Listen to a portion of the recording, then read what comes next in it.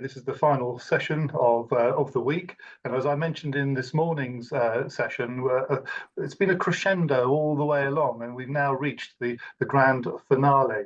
For those of you who don't know me, my name is Jeremy Porteous. I'm the founder and the chief exec of the Housing Learning Improvement Network, and our small team has pulled together a fabulous week-long series of sessions, which now, unfortunately, we're coming to an end. We've held the best till last. We've had over 50 speakers join us, with over 630 people registering during the course of the week, and that's going to result in over 2,500 downloads and streams watching this both live today, but also again at your own leisure. Indeed, some of you may want to repeat watch it as well.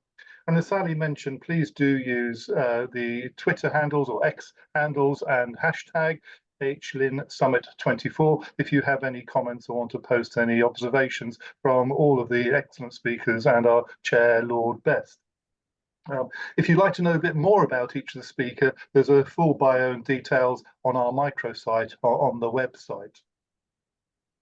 And this session would not be possible without the generous support of ProCare Limited, Astraline, Johnnie Johnson Housing Group and Invisible Creation, and a big thanks to the four of you for supporting us and making this session possible. Inclusive spaces, retrofitting to adapting our homes for 21st century standards. Something that's really relevant both as we look as part of the Older Persons Housing Task Force, but also the work of the Lord Best Housing for and Older People's Care APPG inquiry on regenerating outdated sheltered housing. The whole week, though, has also been supported by a number of other key sponsors. And again, a big thanks to them, both our headline sponsors and associate sponsors, for their support. Each of the sessions has been focusing on a particular topic and subject area that's close to their heart. And please do watch those, as Sally mentioned, when we post those, because I'm sure there's a lot for everybody to pick up on. Indeed, a lot of their support for this summit we roll over into the rest of the year so that we can run our popular happy hour series and maintain our various network communication platforms as well. So a big thanks to the sponsors for today's session, but also for all our sponsors over the week. Now, if I could move on to this session, it gives me great pleasure to invite Lord Best, who's kindly agreed to give up his time this afternoon to chair it. Richard, many thanks for your continuing support of the HousingLIN and for making your time available this afternoon. I'm going to hand over to you now. Jeremy, thank you very much. And congratulations to the HousingLIN, which has become absolutely central nowadays to the housing and care agenda. It's great that you've positioned yourself so beautifully at the center of things. And a 10-session conference just coming to an end. It's a great achievement. Well done, everybody. And everyone can watch those 10 over and over again, thanks to the internet. Great stuff. Well, we're looking at retrofitting our homes for 21st century use for the 21st century. This gets quite close to the, as Jeremy says, the all-party parliamentary group's current inquiry, which is on the regeneration of outdated, and we put in inverted commas, sheltered housing, the housing of the 1960s, the 1970s and before, that's now got to the end of its useful life, the housing as a whole that needs upgrading. It's a big ask to find the ways of bringing all of that accommodation up to a standard that everybody will be happy with today. Goodbye to the bed sits. We've even, I discovered to my shock and horror, we've even got quite a few places where there are shared bedrooms and shared bathrooms still in existence for older people. This can't go on. We've got to spend some serious money and do a great deal to upgrade our homes from yesteryear. What goes always through the back of my mind is Professor Mayhew tells us we need 50,000 homes a year to be built for the new demography, for the change in the age profile of the country. We need 50,000 more new homes. What we can't afford to do is lose the ones we've got.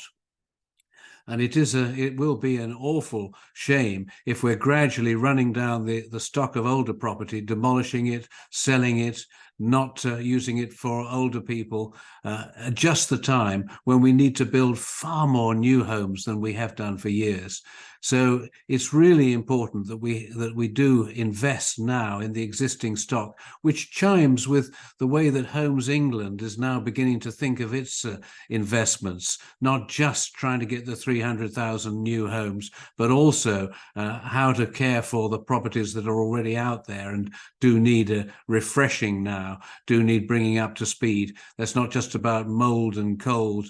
It's about making the homes absolutely for the 21st century. And we're going to hear this afternoon some of the ways in which we can make homes really fit for purpose and really attractive.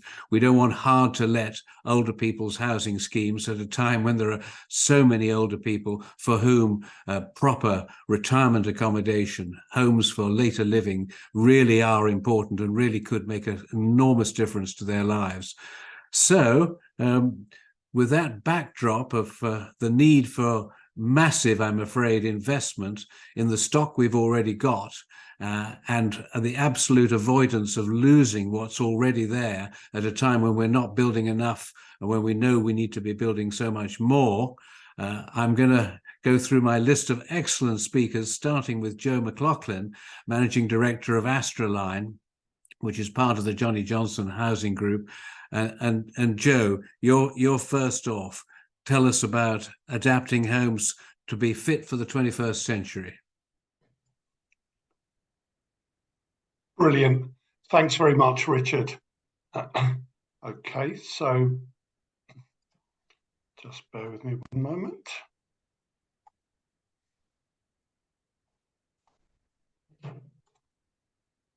Okay.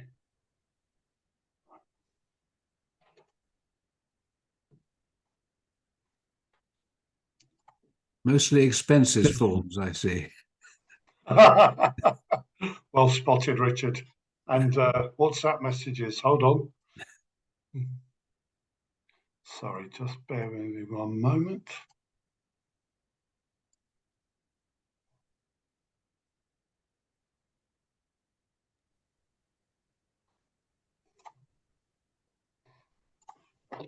Never quite goes as you imagine, does it?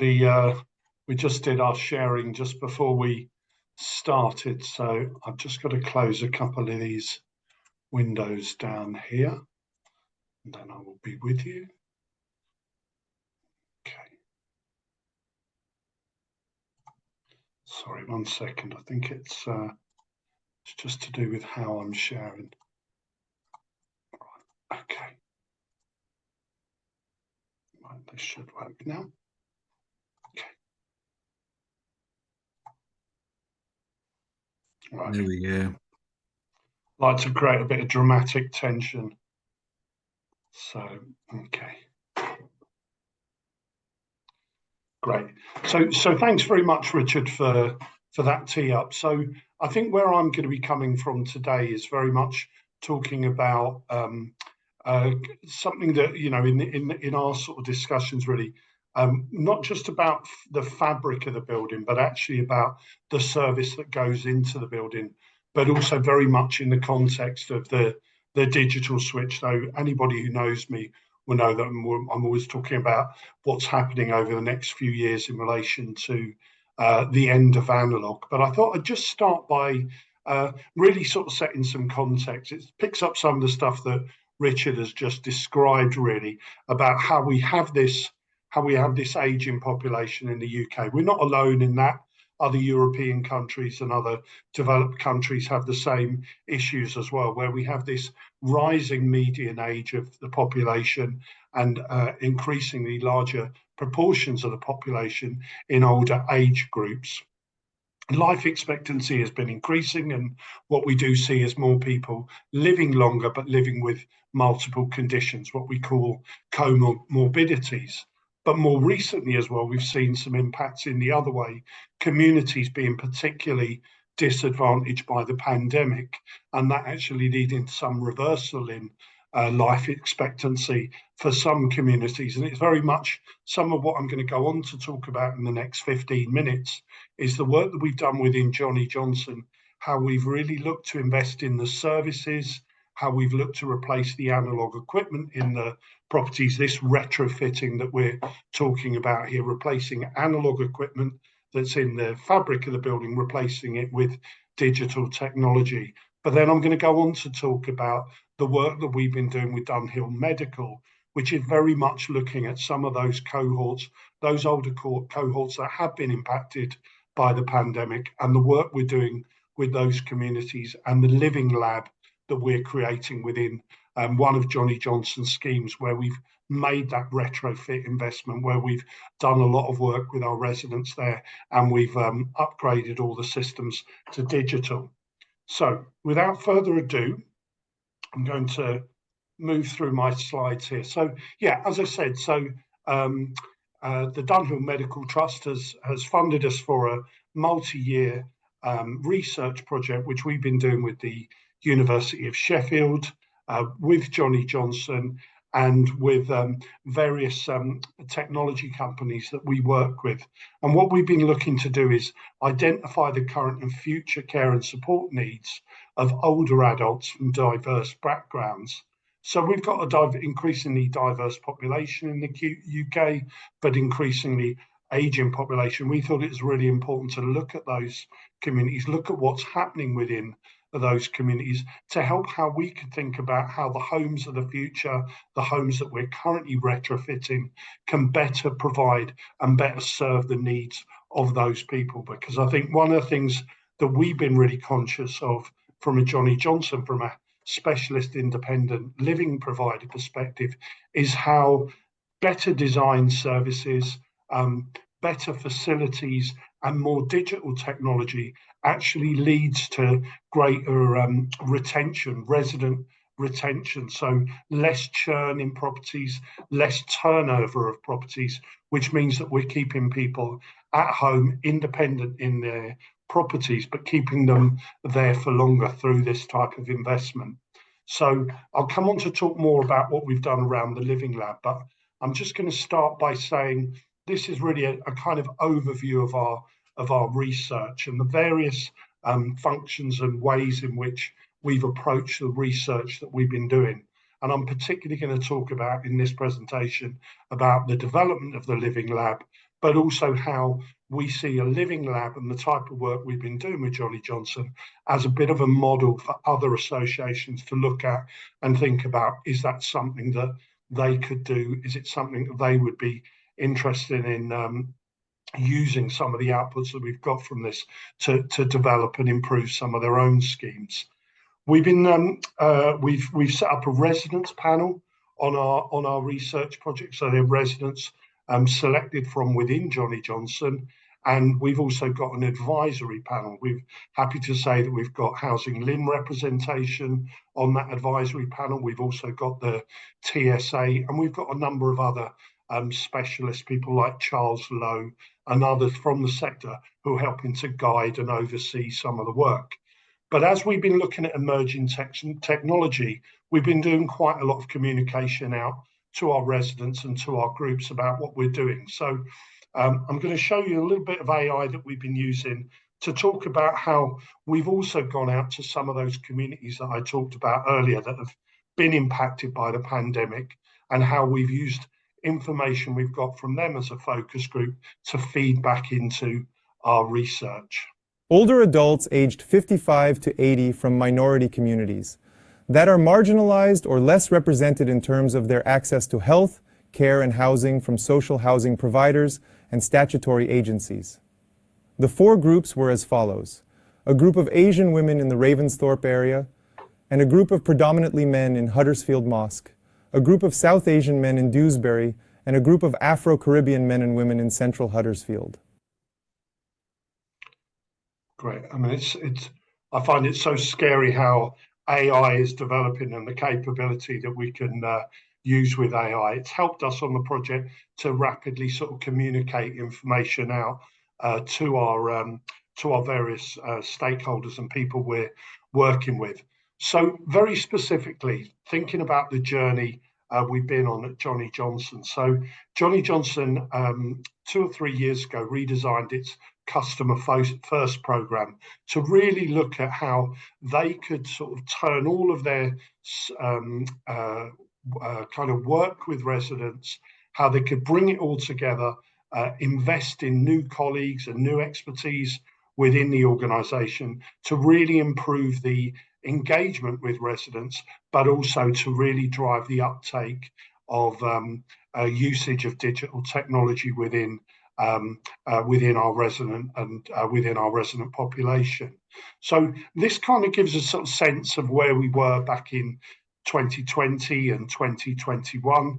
You know, the volume of people we've got living in independent living, the numbers of people that we've got using the resident portal, the ways in which we started to communicate differently with our residents by introducing a digital notice board into one of our schemes at Spey House, just in South Manchester, and then starting to invest in our colleagues, upskilling our own colleagues and our own workforce to really be the sort of change that we wanted to see happen amongst our residents, and really support our own residents with that, with the new digital technology. Excuse me, with the new digital technology that we were going to be putting in and investing in our schemes. So that was where we were, and now this is where we are today. So we've introduced 25 digital notice boards across 25 of our different schemes in the Northwest, Yorkshire and Derbyshire. We've seen a great uptake in our residents portal. That's not just about using services online, that's about providing a communication channel for our residents in a way that people can rapidly get in touch with them and they can be responded to very quickly. We've introduced digital coaches, again, back to the point about investing in our residents, investing in our employees to really help and support our residents in their scheme. So between May and January, so May of last year up to January of this year, we've had 768 residents from across our schemes have had sessions with the digital coaches. So that's about helping them to use the new technologies we've retrofitted into our schemes, but also helping them with other things.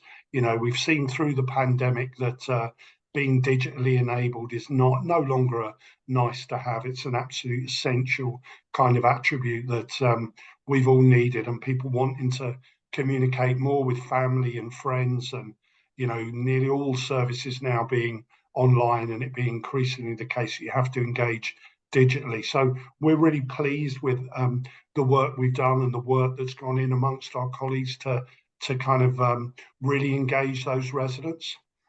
So this gives you kind of an overview. So talking about what I've been talking about here, our Well Connected program is replacing all of our existing analog systems with digital schemes, and that's a mixture. We built a framework of suppliers that Johnnie Johnson could select from. So we don't believe in a one-size-fits-all to retrofitting and replacing that analog equipment. We work with suppliers from across the piece really to provide that level of choice and options for our residents and for our colleagues. So a little bit more there on what else we've been doing there. So just moving through. So this, I'm going to talk a little bit about how we've developed our living lab, and we've placed that living lab in one of our schemes, Finningley Lodge in Sheffield. In Work Package 4, the team selected Finningley Lodge, Sheffield for our lab. We've established clear aims, objectives, and operating principles. Preparations are well underway for the first round of living lab activities in March at Finningley. So we think this investment that we've made into our digital coaches and into upskilling our residents, we felt this scheme that we have in Finningley Lodge is probably one of those that's had the kind of most extensive engagement and investment. And so we're hosting a living lab as part of our research work at this Finningley Lodge scheme. So just giving you a little bit more around the what that means and what's the aspiration there. Finally, Work Package 5 supports comms with our resident and advisory panels. We launched the Teleb logo and website, providing a central hub for project updates and resources. We disseminated through TSA and HousingLIN and Dunhill Medical Trust. Finally, Work Package 5 supports comms with our resident and advisory panels. We launched the Teleb. Right, okay, apologies.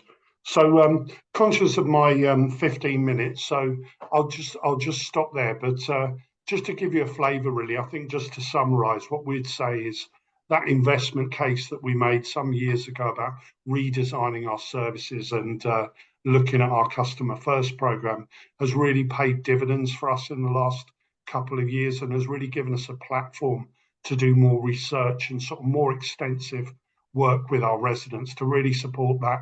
That mantra that we have around enabling people to live longer and live better in their own homes. So thanks very much.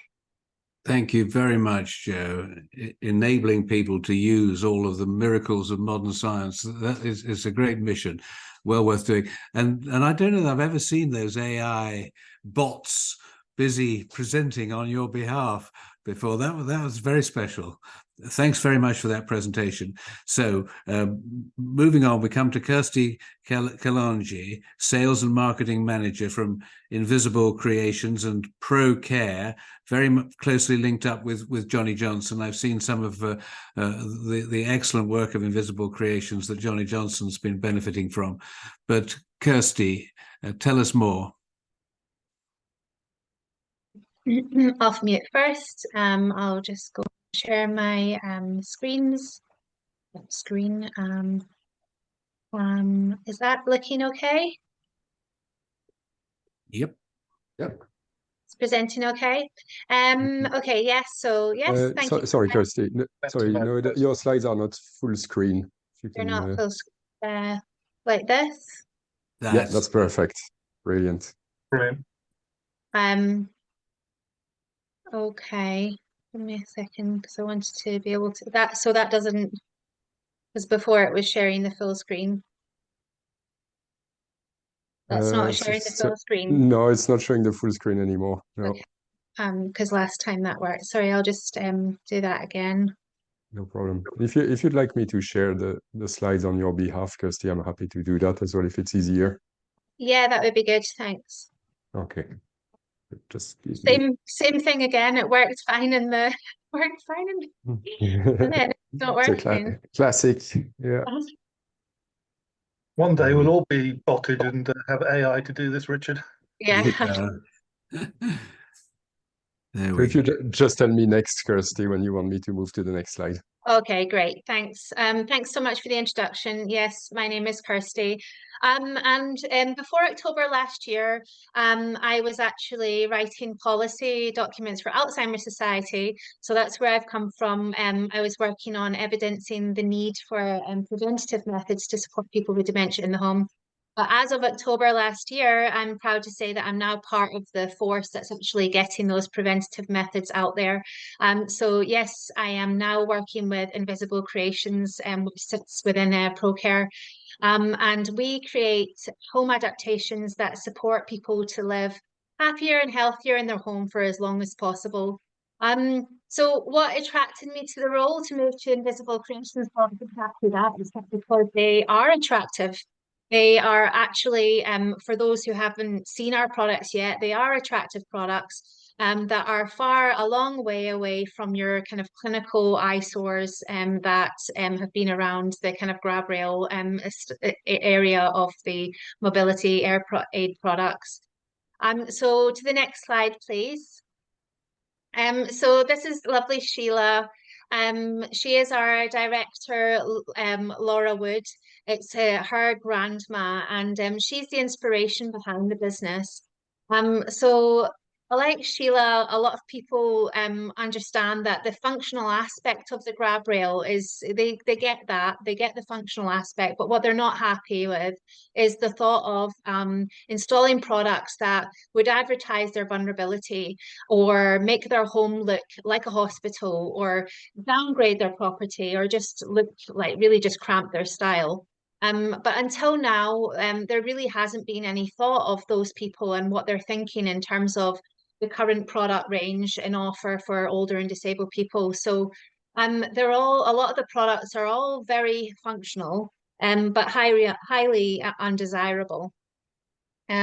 With no consideration of the fact that there really is a person that's actually going to be wanting these, having these products and supporting them in the home, and they have a personality and they have pride and dignity in the end of the day.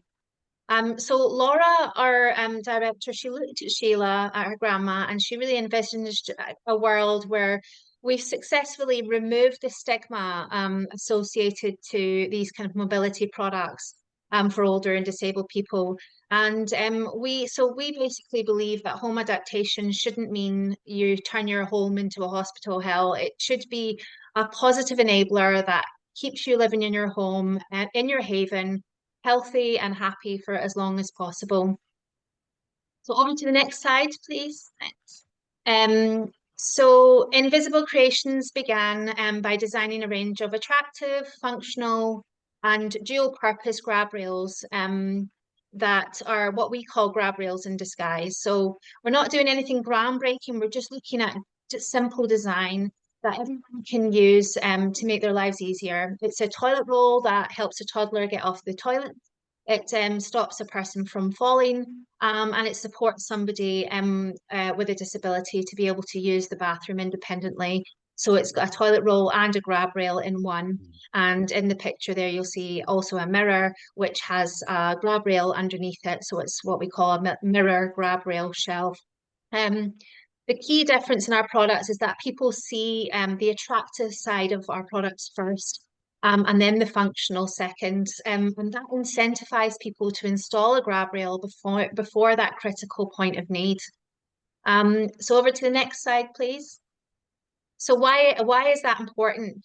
Well, you know, and a lot of you will know, that our nation's current delivery model for adaptations is a reactive approach. So we wait until somebody has had that fall or they've ended up in hospital before they receive that preventative support that they need. And quite often it's not preventative, so it is too little and it's too late.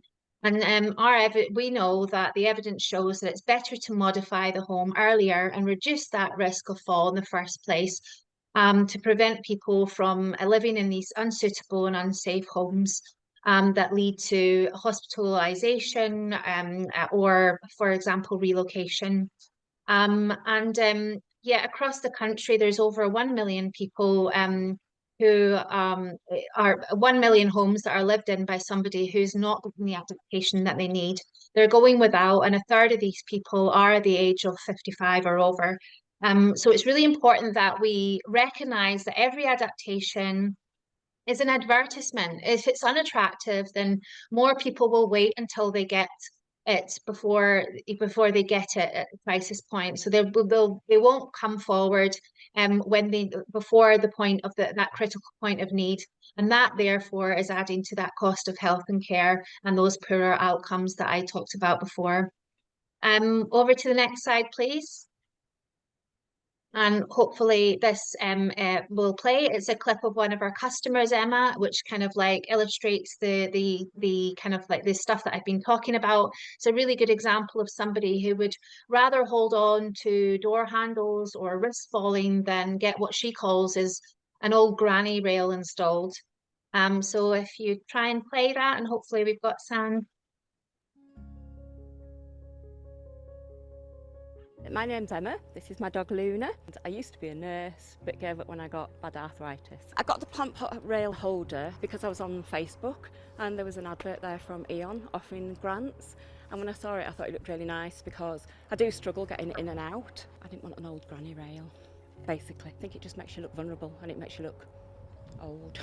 People don't look at it and think, old person, disabled person. I mean, I've had people come knocking on the door saying, where's it come from? It just helps me get in and out. I could show you photographs of bad injuries from coming out the house and falling. I've actually broken 2 door handles using them to get in and out of the house. So the handrails really save me money as well.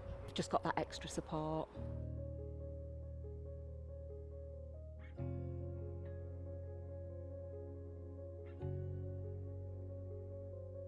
Okay. Thank you. So to the next slide. So yeah, moving on to the big plans that we've got. So we've been working with the Royal College of Art, and we've been co-designing a brand new garden range with a focus group that really has been an extension of the success of that plant pot grab rail that you've seen in the video. You know, the garden and the front pass can be an especially hazardous place for people.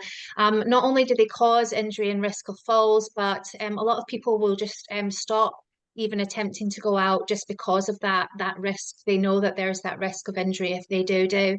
And we understand that by getting outdoors, even if it is just your back garden, it can really have a significant impact on your health and your well-being. And so we're particularly excited about this development. So please watch this space. You know, find us on social media. You'll see updates about that range coming out soon. Over to the next slide, please. The last thing I'm going to talk about is obviously the critical work that we've been doing with the housing sector. I mean, the stuff that really Invisible Creations has been focused on before we've moved into these different areas like the garden range, which is the housing sector, where we've been really pushing for sustainable and future-proofed accessible design to really you know, push forward these long-term solutions that will impact the health and well-being of the residents. And obviously they have key business benefits as well for housing associations and different partners we've been working with. So with the different housing providers, we've been working on that. We've been getting these products out, and that was one of the examples that you saw in like very similar examples to what you saw in the video. So the other thing that we've been doing to extend on from the work that we've been doing in the housing sector is about the Fit for Future campaign, which is what I'm sharing on the screen right now. And this is a campaign that really aims to change the perception of the delivery of the aids and adaptations. Ideally, we want everyone to have a home that's sustainable and safe, and really promotes their dignity and really adapts to their needs as their needs change. So we're really proud to be working in partnership with Foundations, the national body of home improvement, on this campaign. And we really want to, you know, support and work with the housing sector to move into a better model where, as I mentioned earlier in the presentation, it's all about prevention and inclusive design at its heart. So please go on and learn more about our campaign. There's the website just listed on this slide, fitforourfuture.today. And thank you so much for listening. That's me. Thank you, Kirsty. It is inspiring stuff for Invisible Creations. I've seen the walk-in showers too that look as if they come from a 5-star hotel. They don't look like a medical facility, which is what we're getting used to. I'm told that not all local authorities are spent up on their disabled facilities grants. Jeremy would know how things are doing. So anyone who's missing out on the resources that are available, let alone the internal resources of the housing providers themselves, these adaptations make a huge difference. And it's really good that you're up front with all of this, Kirsty, and promoting it. Thank you very much for that. Final speaker, Professor Vicky McCall, Professor of Social Policy in the Faculty of Social Sciences at the University of Stirling. And oh wow, that's great, Vicky. Already your full screen is up there working perfectly. Over to you. Thank you very much indeed. And I think I'll be carrying on some of the key themes that have been shared already in the previous presentations, especially around tackling stigma through good, inclusive design. And I'm going to take everyone on a bit of a roller coaster ride through the evidence that we've been gathering through many different projects that have been linked into these key themes, such as the Intersectional Stigma of Place-Based Aging project. And I'll start with that because that takes a step back and reminds us of why we need to focus on housing and aging and inclusive spaces. And then I believe you've heard a little bit about the Deshka project yesterday at the summit. I just want to pull out some of the key aesthetic elements that have came out in that amazing project as well. And then I'll drill a little bit into the adaptations project that you've just segued into, Lord Bess, and why it's so challenging to actually really focus on current homes. And I'll say a bit of the words from people living who have had adaptations and being challenged in that process, and the fight for adaptations that it often is. And then I'll be just having a look at some of the exciting things of where we're trying to get people to come together to plan and create strategies for housing and ageing in different spaces across the UK. So I guess I'm going to take a step back slightly from that key question of how you're doing it to the why we are doing it. And this is because I think it has wider repercussions. Inclusive spaces has wider repercussions than people first think. Because aging, people are most supported. We have the most tangible chance to support people through housing, because it's the wider environment that I think Kirsty has shown so well that prevents falls and is about safety. And Jo has shown us really key terms in technology, and all of these things have one thing in common: housing. And that's a place that we can have influence on. And non-decent homes, the numbers of that is very high. And actually the impact of non-decent homes isn't felt by different groups equally, which also Jo has landed upon there. But ageism and othering is reinforced by all these processes. And when you're talking to people, it's often the language and the nuance is very important. People talk about they and them, talking to developers and planners and different people in the process are like, oh, that's really good home for somebody with a wheelchair. That's a good home for somebody with dementia. And then you say, would you live there? Like, oh no, oh no. So it's actually about us, isn't it? And it's pulling out that focus of, actually, we're not talking about somebody else. The aging demographic, World Health Organization has shown us, well, 1 in 10 people globally are over 60 at the moment. And in 2030, and I'm sorry, folks, that's just around the corner, it's going to be 1 in 6. So the societal trends that we're seeing is showing that we really need to focus on this now, and we should have been doing it already.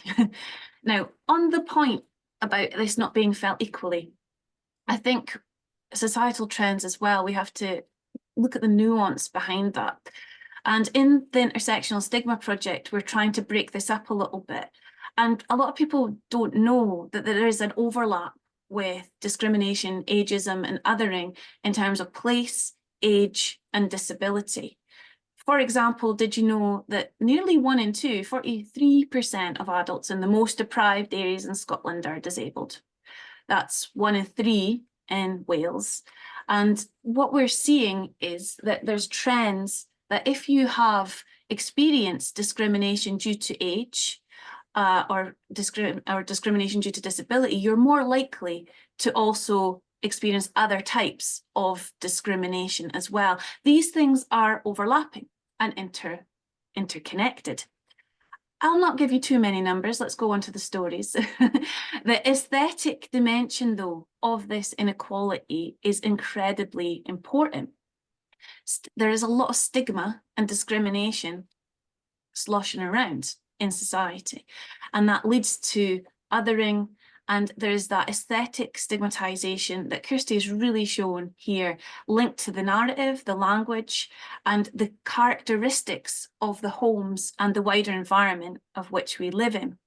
Now, Bricknell's talking about homelessness in particular, but it can be down to just the brickwork itself that make people feel excluded and different. So inclusive spaces are the most tangible answer to making people feel included and tackling the stigma of the other. And pulling out the DESHCA insights that you may have heard a little bit about yesterday, we really highlighted this through our real variety of evidence, working with practitioners, service users, lived experiences. But there is a stigmatized and limited understanding of what age-inclusive design can look like. And there's a lack of knowledge around adapting to support for cognitive impairment as well. And there's a tendency to imagine the home as other and not actually think about it as a personalized journey. You know, that's just for somebody else. But I'm afraid everybody the good news is we all have something in common, and we are actually all growing older. So it's time to actually think about what are the homes and wider environments we want to live in. And is it those older sheltered homes that Lord Best has pointed out? I don't think that would be a choice that many would make in terms of inclusive design or the home that they envision themselves in the future, because they've not been thought about as inclusive, lovely design spaces that we've seen with ProCare, with Invisible Creations previously. And, you know, just to pull out some of the findings and put it into the perspectives of people we've talked about, here's a lovely quote about that. The power of the aesthetic.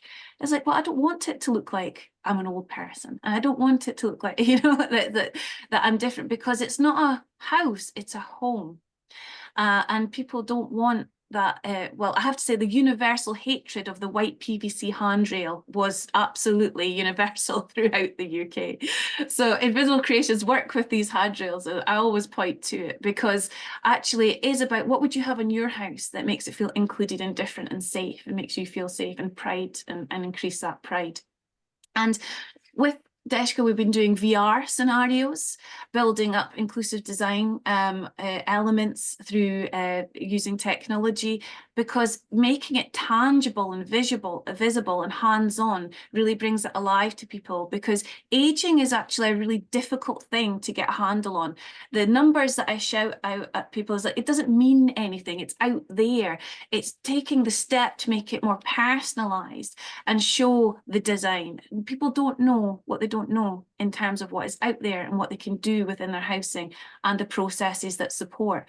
And in Stirling, in the Dementia Centre, all of these kind of cognitively designed things, you know, lighting, colour contrast, signage, all of these things, if you pull it up to an earlier part of the decision-making process, are actually sometimes cost neutral. So for example, we love a toilet seat in the Dementia Centre. It doesn't have to be red, we are first quickly to assure you. But you know, you're gonna need a toilet seat, right? In your repair and maintenance cycles, when you're building homes, when you're retrofitting. Well, why don't you just pick a slightly colour contrasted version of that, and suddenly you're moving towards a more inclusive space where people can see toilets. You know, the whitewashing that we do in bathrooms is not age friendly. Somebody over 80 needs 5 times as much light to see in the way that we can see in our 30s. So these things are actually things that if you pull them forward, and I hope you don't mind me talking about the plug again, Jeremy, so can we talk about plugs? But one of the things, if you just put a plug while you're developing or you're upgrading the electrics and retrofitting, put a plug at the bottom of the stairs, then suddenly if you need a stair lift later, that's half the cost, because the electrics are ready. Cost neutral if you just think about it at the right time. But also I really enjoy having a plug at the bottom of my stairs because it helps me hoover. So all of these lovely, good design helps everybody. And that's what we need to really take the time and think through and get those sweet spots that are just, you know, inclusive spaces are good for it's not just a problem for older people to solve or anything like that. We're all stakeholders in preparing for this aging population. But it doesn't work smoothly. It doesn't work smoothly for service users, and it doesn't work smoothly for those delivering it. In fact, I've found in the research that I've done on adaptations an absolute miracle that we're actually providing what we are right now, because it's never been a top priority. And actually what makes it work is often the relationships between people, partners and services at local levels. But the current adaptation system in the UK needs to be fully reviewed and reset and supportive of investment.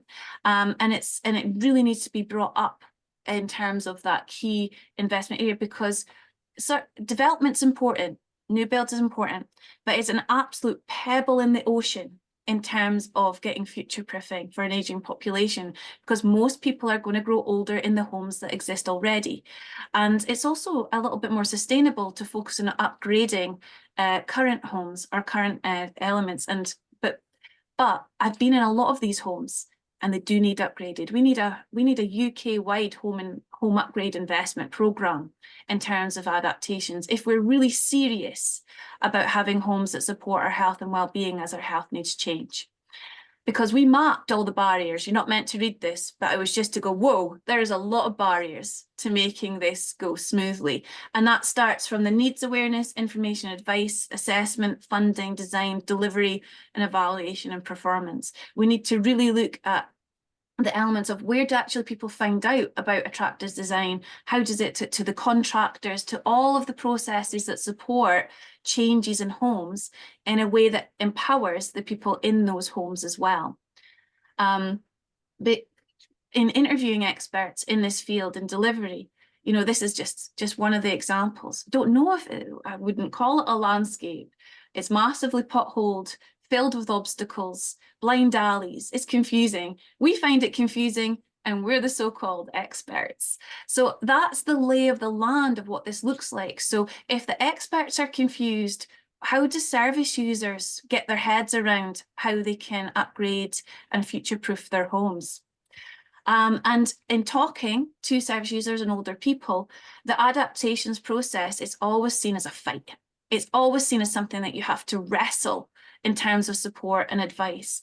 And this is always, I have to point out, usually a point of crisis as well. Adaptations journeys are actually really diverse, but one thing it has in common is it's usually reactive. It's usually after the health crisis happens. If you have to become a project manager and manage contractors and quality control on the end of that, well, that's actually adding to the mental load and the challenge that people might be living through at that time. It's not an easy process in any way, shape, or form, but it's not an add-on. It's reactive, but it needs to be proactive. But we need to be proactive because it's not a happy addition to your home. It's being able to bathe. It's being able to eat. These are day-to-day essential elements that only inclusive spaces can support. And we are, unfortunately, adapting to our homes at the moment. You know, our homes should be adapting to us. But the processes that support it are just massively potholed.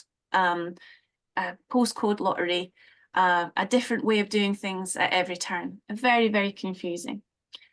And planning for the future in this is still a hard sell. Prevention is still a very hard sell, and all of the evidence has shown this. And we really do need to get together and get a bit more serious about it, but it needs to pull together various partners. And in the research that we've been doing down in Southwark Council with the HousingLIN, United St Saviours and Skye, is showing that that's the trick. The trick is getting the ball rolling and snowballing in terms of trying to build up the partnerships that can deliver, because the solution doesn't just sit in housing.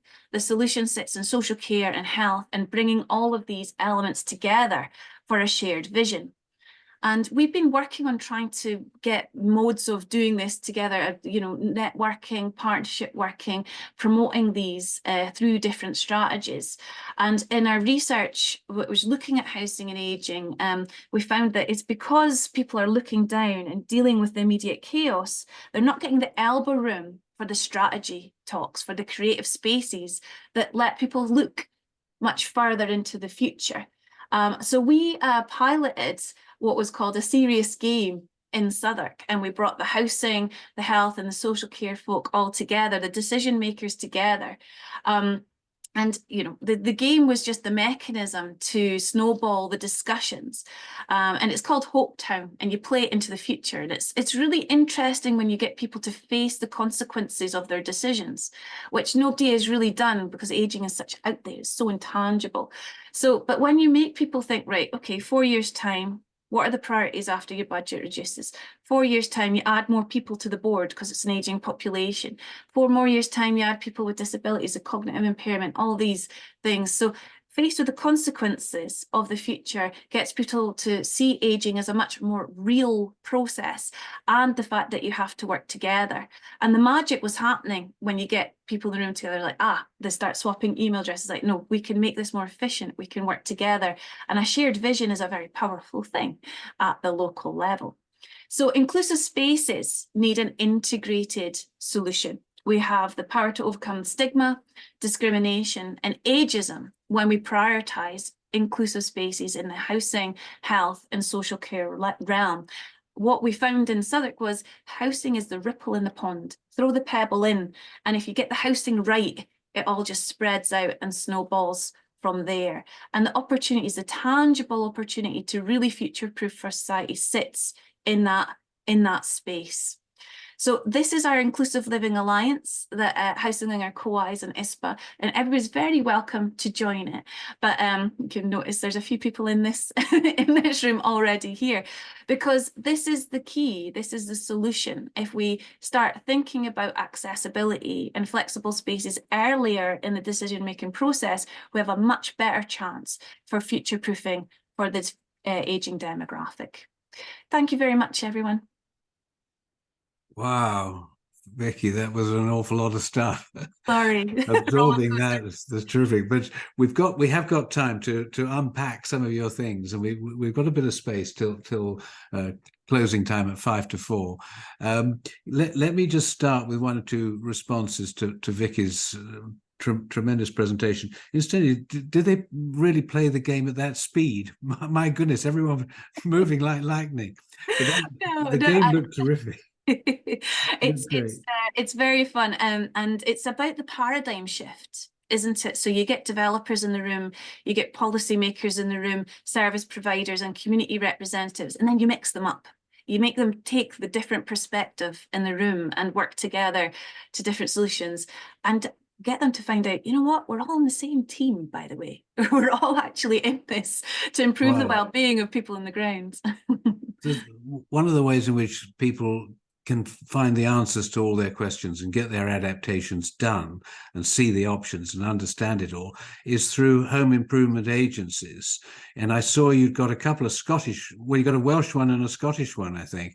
But we are very, very short of home improvement aids, care and repair, staying put agencies that can be just exactly that focus that brings everybody together, gives you the advice you need, lines up the funding if there are grants, disabled facilities grants and other grants, gets the builder organized, because who can take on, you know, the might of the construction industry, even if it's one person?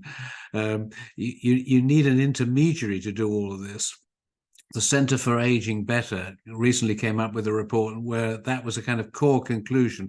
We need hubs of this kind, but they're not going to happen. They're not going to just appear. There's got to be a structure and a plan, I think, a strategy to spread this kind of operation around the country. It's a really miserable part of the total at the moment. It's a little Cinderella section, and yet, as you rightly say, Vicky, it's sort of 9 to 1 the people in existing homes who need some support and help to get a solution to their problems, compared with a number of new homes we're ever going to build. But do react to that. The home improvement agencies need to get them everywhere and better resourced. Could not agree with every word you said more. And there's actually an evaluation going on right now of home improvement services across England, funded by the Centre for Aging Better. I'm leading on the lived experience strand of that, so it's live now, and I think the prioritization of home improvement agencies is really important part of the picture, because they help, they make the decisions for the good design, inclusive design, help people through information, advice, and sort of contractors take the risk out of it somewhat.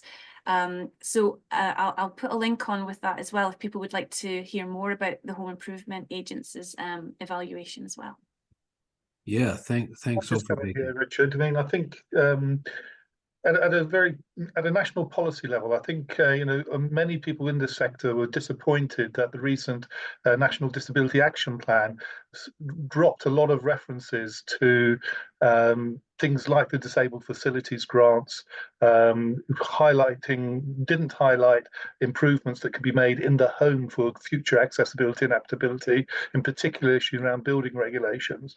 And the current Select Committee on Housing for Disabled People and Adults, I hope, might draw attention to some of the inequalities that exist, and indeed issues around the real cuts in funding because of not taking into account into things like inflation.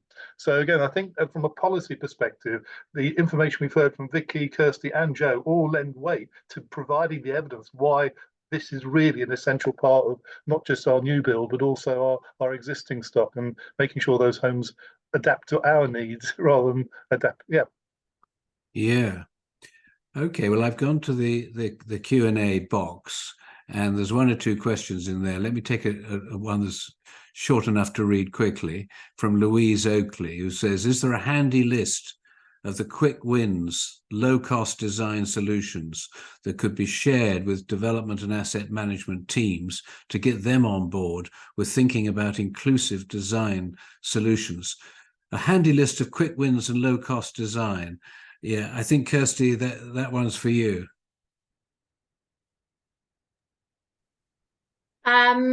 Yes, I mean, I'm drawing on the work that we've tried to do at Alzheimer's Society and reach out and make that in a kind of like we tried to develop a little toolkit in order to reach out to local authorities to do that.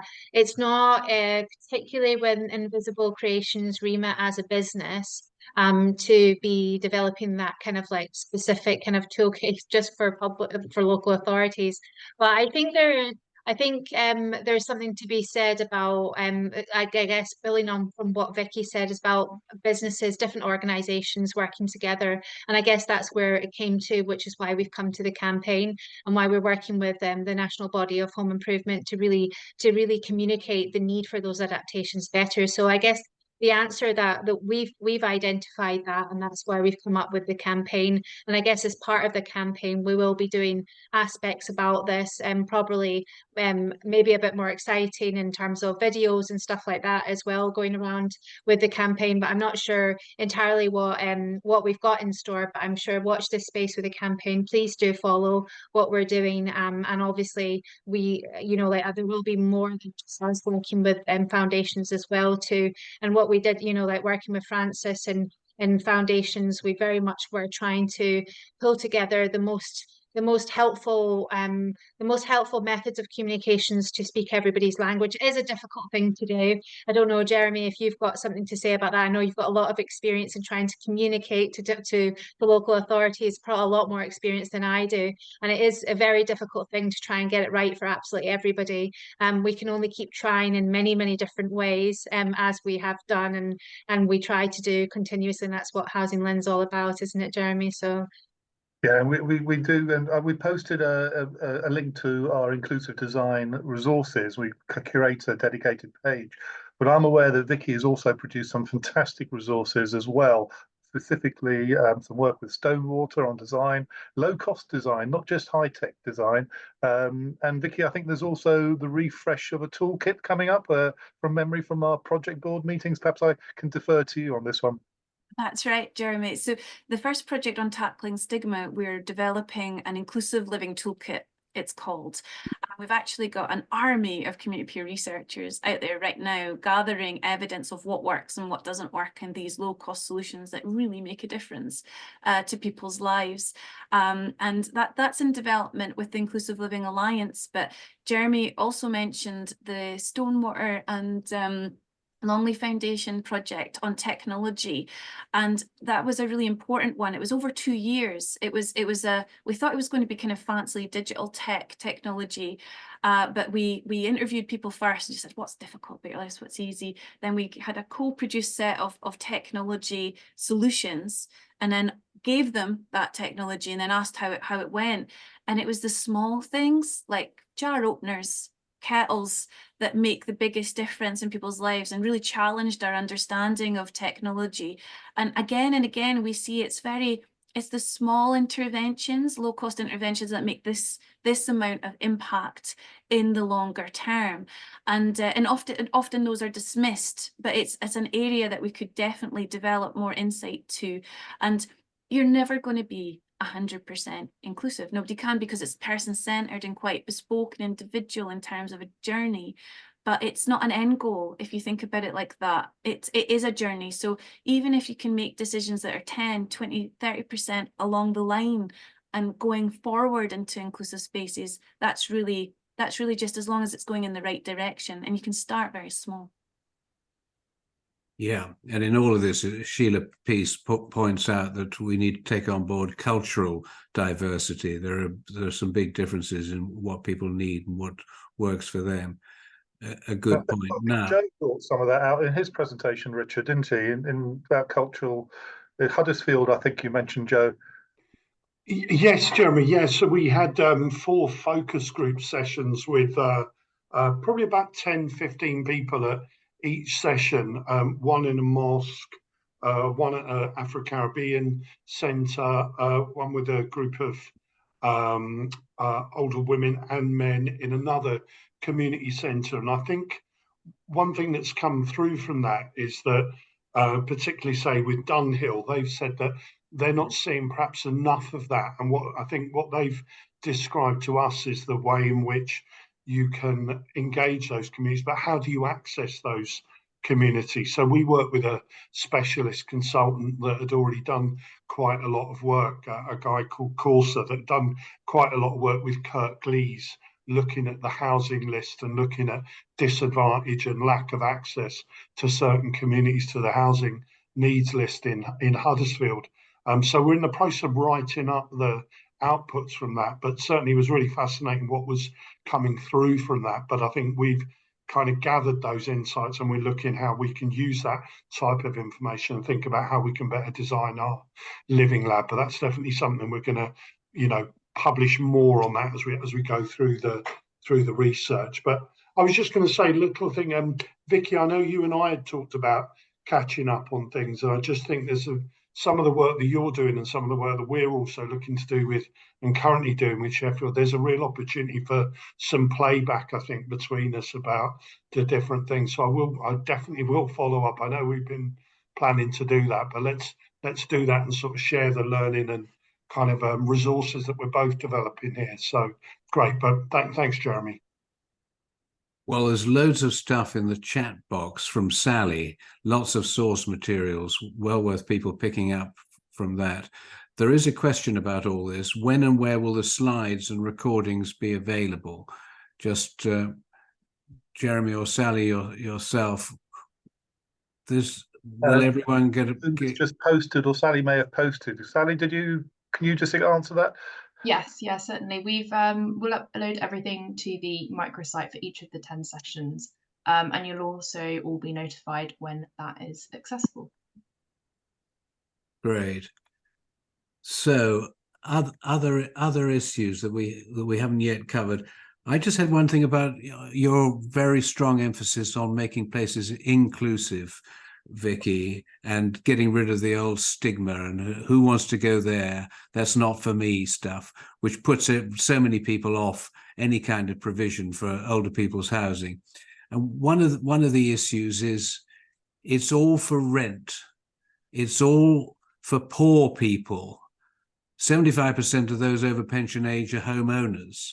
And they often need and should be thinking about downsizing, right-sizing, moving to somewhere much more suitable.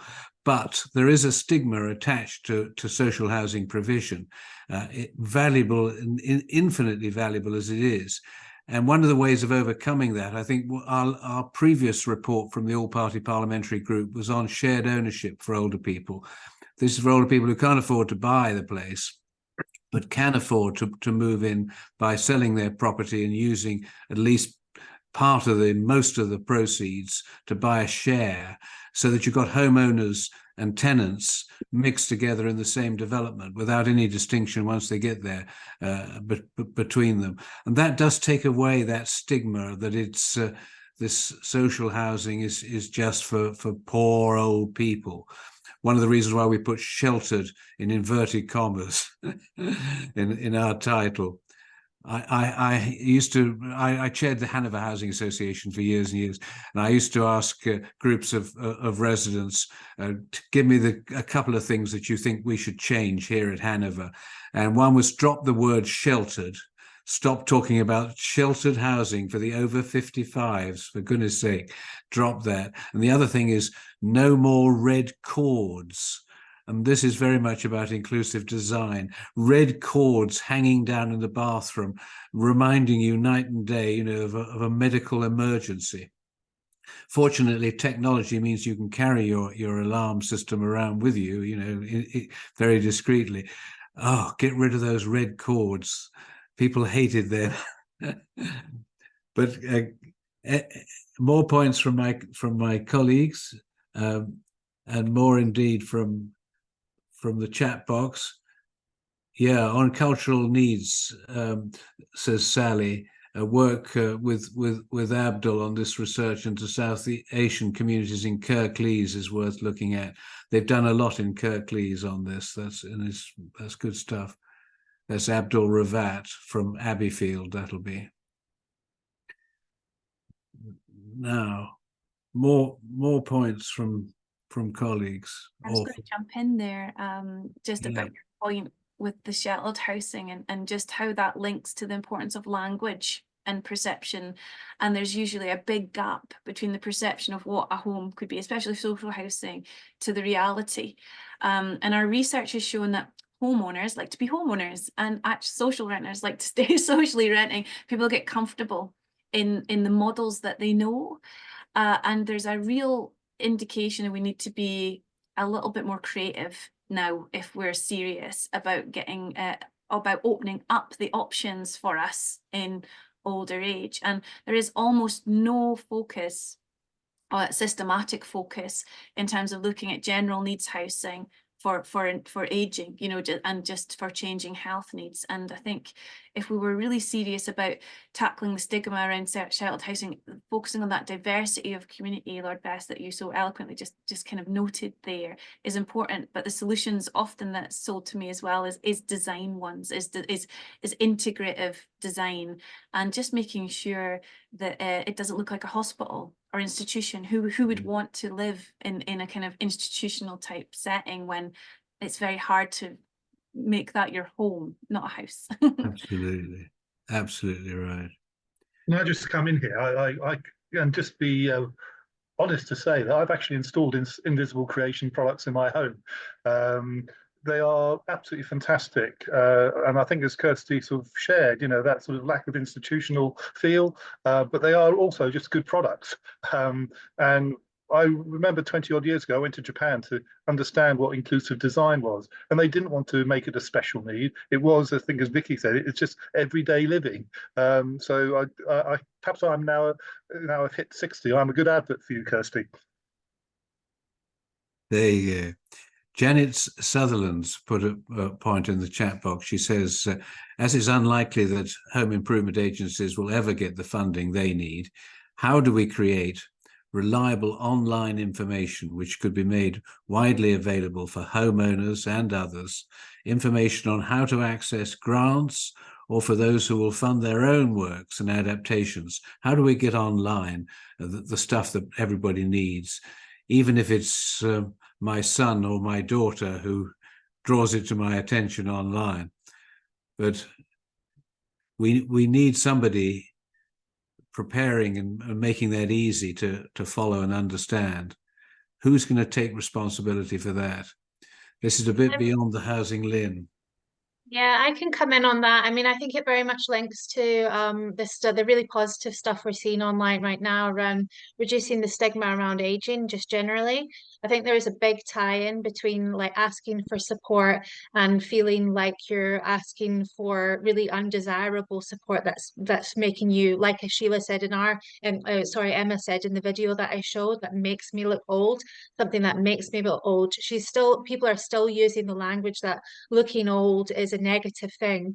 And if we can, I think there's a big thing around that, about a general society push around it's okay to be older and there's nothing wrong about being older. And like Jeremy said, like just be putting in products that are going to be suitable for you. And if maybe even in 10 years time, doesn't mean it's not embarrassing for people. But right now, that I think that's a big barrier right now. And that's this thing that will stop people to be able to, you know, like put in adaptations for themselves, because they're resistant to those connotations. So I think for me, I'm seeing a positive piece around positive aging and the work that a lot of organisations are doing around that, and how the housing aspect of that can really tie into that.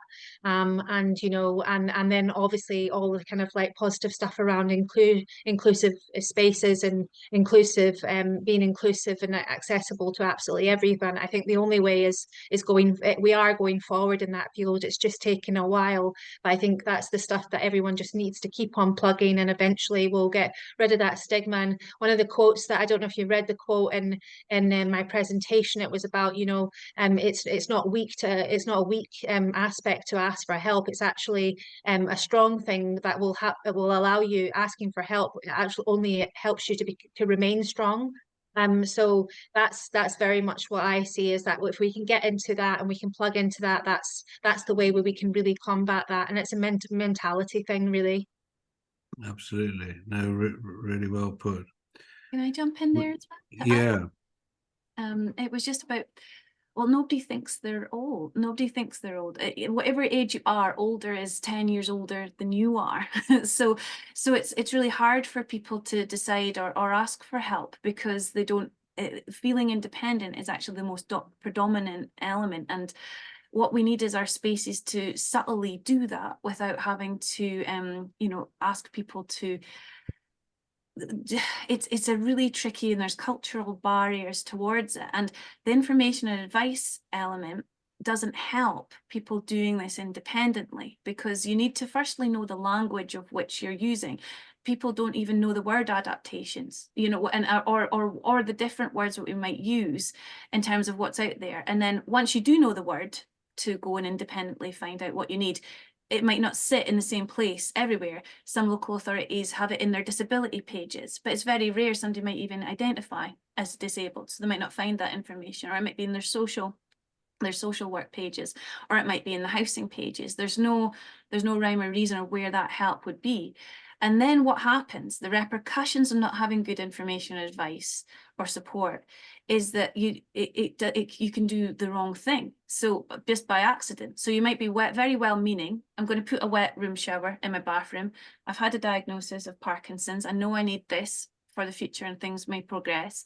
You spend £8,000 on a wet room shower, things do progress, care packages are put in place, and then the carers come in and say this is not fit for purpose, the builders didn't do this isn't the right wet room, the carer can't sign off and help you with your bathing.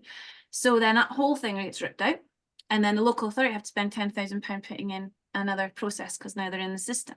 So there is a lot of investment, and it's the tip of the iceberg, as Lord Best said, a lot of investment going in here that maybe isn't accessing the best practice that we know is out there, or joining the dots in any way around it. That was a real story. So and do you think, Vicky, the work you're doing with colleagues for the Centre for Aging Better, that this might lead to the website that we could all go to and rely on and find the information we need? I hope so. I think these localized hubs, the home hubs, they seem the best way forward, and it's yeah, absolutely steps forward in joining those key dots, because how you access grants and what can be delivered changes per the policy and the local authority and per the services. So it is, I think it's that, but also a little bit of consistency and direction from the top that filters down, that tries to pull this together in different ways. We haven't said much about fuel poverty, but that's a pretty big trigger for people taking really seriously, even though none of us ever admit to being old, but we can admit to having heating bills, energy bills that are getting out of hand, and things that will make a big difference to that, which actually is opening the door then to a lot of upgrading for your property that will make it safer, will make it cheaper to run, and more suitable for you as you then get older, as we all do. So I think that the energy ingredient, the fuel poverty ingredient, is a trigger that we hadn't noticed just how powerful it can be, and it will be. Richard, are you suggesting we need a new deal which includes housing advice as part of that as well, with with the money that has been set aside for tackling fuel poverty and climate change and retrofitting some of our existing stock, notwithstanding Labour Party having withdrawn their policy recently. But do you see that there may be a case to argue for this as part of a Healthy Homes Hub, or combining community equipment services, telecare, and having a much more integrated approach? Yeah, absolutely. I mean, you can get so many wins with one intervention. You can address health inequalities. You can address fuel poverty and the cold and mold problems of a property. You can save the NHS money. You can save care services money. You can save the occupier, myself and others, the money. You can do so much with one intervention. Get it right. Do the right thing, and make a difference that ticks so many boxes, including decarbonising the housing stock, which we are just putting off and not getting round to, and leaving for another day or another government. Because I was wondering, from Joe's perspective as a landlord as well, whether that's an issue that you see where technology can play a role, that sort of seamless interoperability between telecare and prop care and prop management, which becomes person-centered, so that you're looking not just at the care and support, but also the heating and the building management, or the accessibility of the properties, Joe. Yeah. Yeah, couldn't agree more, Jeremy. I mean, I think one thing, if we are making a sort of plug for sort of additional funding, or for joining up funding pots, I mean, one of the things I only briefly touched on in my report is obviously the end of analog at the end of 2025.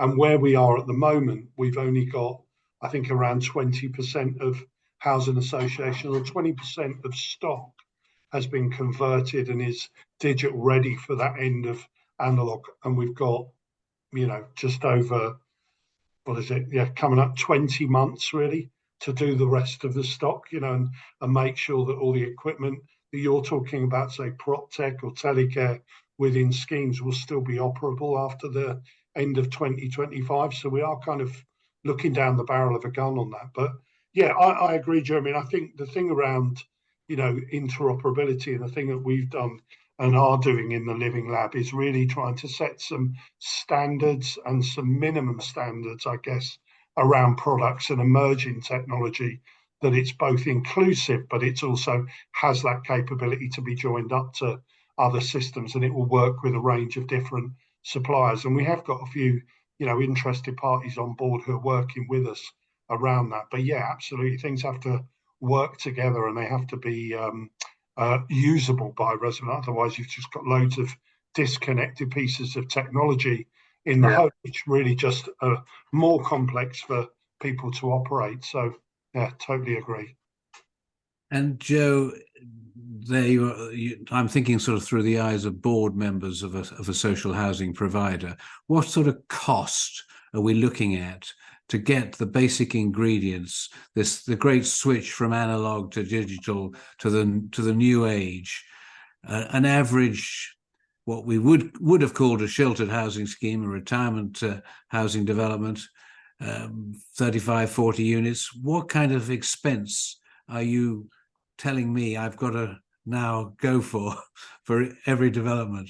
Yeah, I think there's a real range on it. I think, Richard, I think, there's a question if do you want to put a Rolls-Royce engine in there, or are you kind of happier with a sort of mini for now? So I think there's definitely, what we're seeing in the sector is that people are looking at technology which potentially could convert the analog devices that are already in there and convert them in such a way that they could work post 2025. But you're talking kind of at a minimum per scheme. Again, depends on volume of people in the property, but anywhere between 10, 60,000, and then you've obviously you've also got to then decommission probably the equipment that you've already got in the property, and then make sure that the new things that you're installing kind of work. But yeah, I would say there's a range, but what we don't want is people just think this is too expensive. let's just decommission all of it and rip it all out, because then we're just left with residents not having access to that technology. But there is definitely a range on it, I would say, Richard. Yeah, thank you. Well, final comments from my expert panelists. Anyone like to have a few final words before I turn back to Jeremy? All done. We've gone through a really long list of key issues, and I think that's been incredibly enlightening. Thank you, the three of you, all very much indeed for your participation. Great stuff for a final session. Jeremy, back to you for a last word to all of your delegates out there.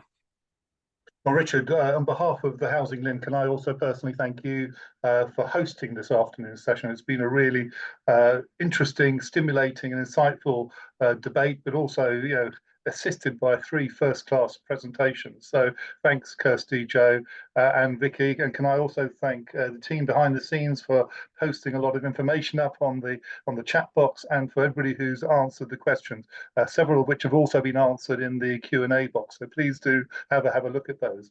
There've been questions about whether people can access the slides and the like. Just to reassure you, these will all be made available along with the recordings and the links in the chat box, from the chat box, next week, and you can we will be circulating that to everybody who's signed up to the HousingLIN Summit. But also, if you know people who want to access it, please signpost them to our microsite where that will be. It's been a really fantastic week. And for those of you who are not familiar with the HousingLIN's webinar program, we normally run something called a happy hour, which plays on a piece of work that Lord Best originally chaired, the Happy Report, the Housing Our Ageing Population Panel for Innovation report, which looked at better quality housing design and choices for people in later life. And we continue with a series of happy hour sessions starting in early May. So look out through our communication platforms about those. And we've got a dozen or so planned in the early part of the spring-summer series. But all it does is leave me to thank you, Lord Best, again for your support, our fabulous sponsors and speakers from this afternoon session, and indeed everybody who's participated, asked questions, and listened and watched so thoughtfully over the week. And team behind the scenes, including Alice, who can't be with you. You've got Jerome and Sally here. Thank you personally.